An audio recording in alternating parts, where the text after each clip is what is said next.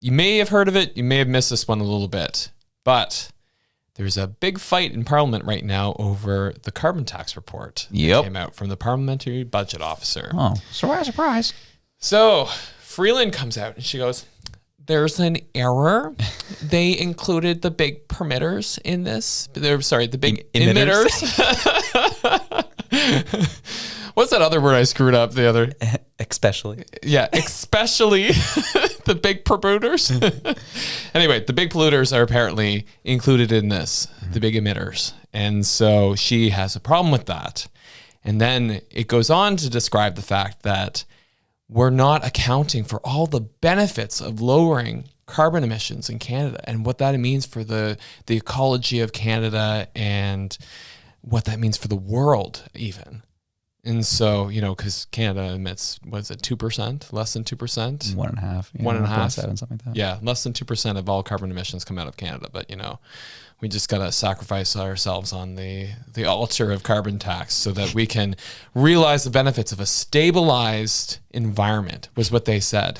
As if our less than 2% is going to somehow stabilize world emissions. Anyway, I digress. So, but can't figure out a water main. Sorry, go on. Yeah. So Stephen Guilbeault, he says that the Conservatives' attack on the federal carbon tax and its associated rebates is a false premise. They sound like them. Yeah. Pulled from a flawed parliamentary budget office. A flawed? I can't even speak now. Yeah. A flawed parliamentary budget office. Again, villainizing our institutions, villainizing people again. Yes. Criminals. So the Canadian Climate Institute, which they definitely have no bias in this whatsoever. Yeah, it's not like Guilbeault, is on the board of it or anything. Yeah. Says the greatest advantage of carbon pricing is that it reduces emissions at the lowest cost and that the actual cost benefit analysis around carbon pricing was left out. Of course it was. Yeah. And so the problem we have with this is that when they're talking about these expected benefits and the things that you need to realize, with a stabilized environment and all these things, it's creative writing. It's not real. Mm-hmm. How are you going to be able to predict? Like, you can't even get a good weather prediction for weather as it is based on all the historical data that we have from before, let alone predict into the future what our actions now with a carbon tax, which, by the way, we've had the largest amount of emissions this past year than we've had in any year. So it's not working. So that goes out the window. It's Fugazi fairy dust. Yeah. Basically. So it's absurd. It's beyond absurd to think that we're going to then alter the climate. And I mentioned this last week, and I'm going to harp on it again because I really do see this as a good path to prosperity. Where's the largest emitters? Oh, it's where we're getting all those immigrants from, and where we're seeing foreign interference. It's India and China. Wow. What can we provide them? Natural gas. What is that going to do? It's actually going to reduce carbon emissions. What's it also going to do? Create wealth for our country. So maybe look into that and stop blaming, what is his name here? Yves something. So, Giro? Giro? Yeah. Mm-hmm. Anyway, but what's interesting is that he actually in the finance committee stood up and said, this government is preventing him from sharing the actual analysis with folks. They muzzled him. Yeah. They said that he's been told explicitly not to disclose and reference. Because what's basically happened is that the government also did their own report where they looked in the carbon tax. They didn't like what they found. And they're like, we're going to bury that. And they were asking, can we see that? And they said, nope, definitely not. And then when they asked Guilbeault, not Guilbeault, when they asked Giro, and they asked him, he said, no, I can't speak to it. They won't let me. Yeah. I can't talk about it. And this is someone who is bipartisan. And they're doing their best to shut him up like they've done to so many others in the 9 years this government's been in power.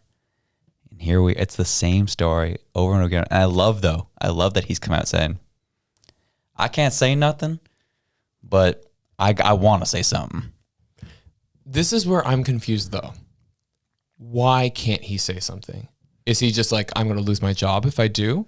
Like, or is it like there'll be some kind of charge or lawsuit against him if he does? Like, is there some kind of NDA that he had to sign? Like, what is preventing him from speaking? Yeah, like what is like the legalese behind it? Yeah. I'd be curious to look into that too.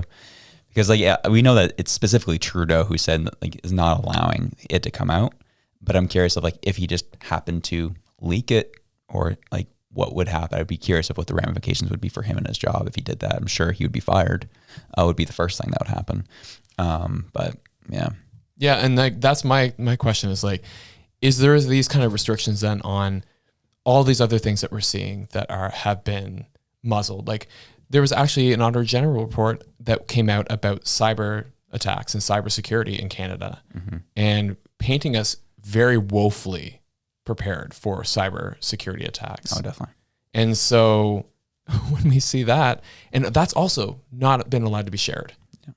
So why are we paying for all these nonpartisan institutions to develop good research and good reports? Because that's the other part of it too, is that they're doing good work, but they're not allowed to share it.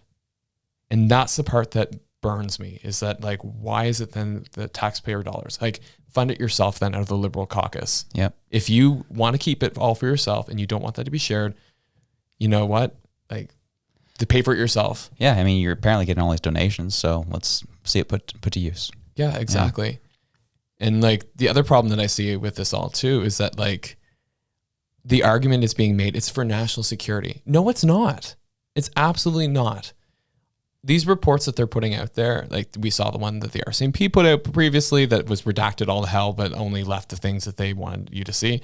Like all these different things, like we paid for those, and they're not going to affect our national security, because obviously our national security is compromised anyway, because you got the friggin' MPs passing along the information. Yeah. So that's not an excuse.